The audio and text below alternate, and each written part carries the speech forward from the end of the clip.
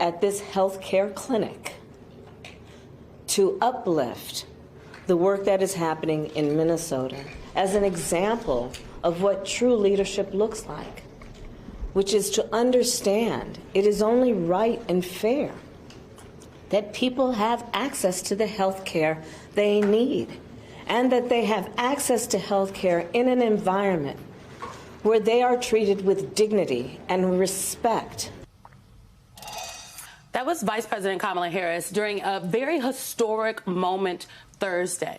That was as she visited a Planned Parenthood clinic in St. Paul, Minnesota, making her the first sitting vice president, and no president either, had ever visited a facility that performs abortions. It is one of many reproductive health care services that clinic and other Planned Parenthood clinics offer. The St. Paul Planned Parenthood says out-of-state patients have nearly doubled as Republicans in surrounding states passed abortion restrictions after Roe v. Wade was overturned. Joining us now to discuss is Democratic Congresswoman Susan Wild of Pennsylvania. And at the table with us is Minnie Timuraju, president of Reproductive Freedom for All. I will note Congresswoman Wild is the author of a House bill about protecting IVF. Thank you both for being here. Thank you. Well, I really think that, Minnie, first and foremost, what did you... When you heard that the Vice President of the United States of America was going to visit a Planned Parenthood clinic because she wanted to put a spotlight on abortion and the healthcare services that are happening there, that she was going to visit with patients, was going to bring reporters into the facility, what went through your mind?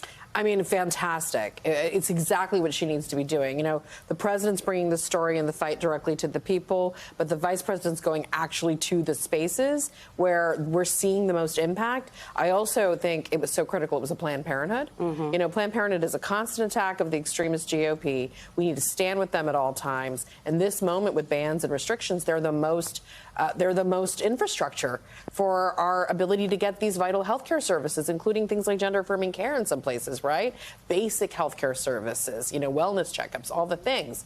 So I started my career at Planned Parenthood. It was very emotional for me to see the vice president at that center. But I also think it's important to highlight the risks that providers are taking.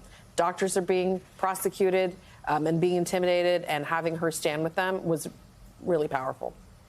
Congressman Wild, I want to expand out on Minnie's point about the visual impact of having the vice president in that space. And when you couple that with the Quinnipiac abortion poll from March 18th to the 12th on how, for example, Michigan voters feel about abortion, should it be legal in all or most cases, 66%, illegal in all or most cases, 28%.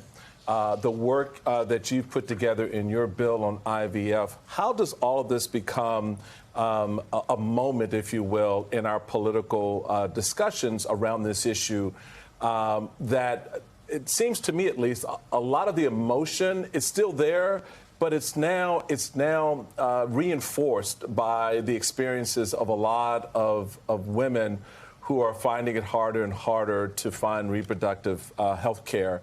How are you assessing this moment right now and trying to, move the narrative forward to a better place, obviously, but also reconcile with some of the Americans out there who still have very strong views and feelings about abortion? Sure. So, Michael, we are in a very, very long moment. This is not just about abortion. This is about an ongoing attack on women's right to secure good health care. I was very pleased to see that we are now pivoting from talking about the vice president's visit from just being to an abortion clinic, which is how it was originally billed, to being to a Planned Parenthood clinic, which is far more than just an abortion issue, an abortion center.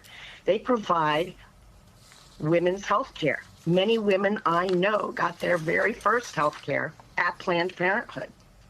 And so we have got to get to the point where we are respecting women's right to get the kind of health care they need and to respect their privacy and stop trying to make decisions for them at the court level or the government level. I've got to tell you, Minnie, I saw this headline in the Wall Street Journal about the GOP's abortion strategy, and wish I could have seen your face as you read it. Its subtitle is House Republicans' 2024 Strategy. Talk about abortion more, not less.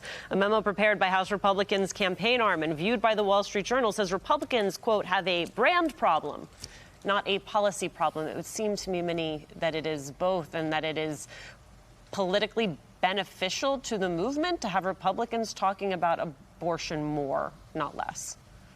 So when I saw that article on Slack and my team, I told them, good. I hope they keep talking about it because we know how to beat them on it. Remember Glenn Youngkin. Remember Virginia. Exactly what is in this memo is what he tried to pull off, and we beat him back in purple to red Virginia. So it tells you a lot. And what I mean by that for viewers is he tried to push a 15-week ban and say this is a reasonable limit, and they tried to create a proactive message. The challenge is American voters know a ban is a ban, and they don't like bans. They're deeply unpopular. So this is a losing strategy, and it's important for them to continue it because we know how to beat it.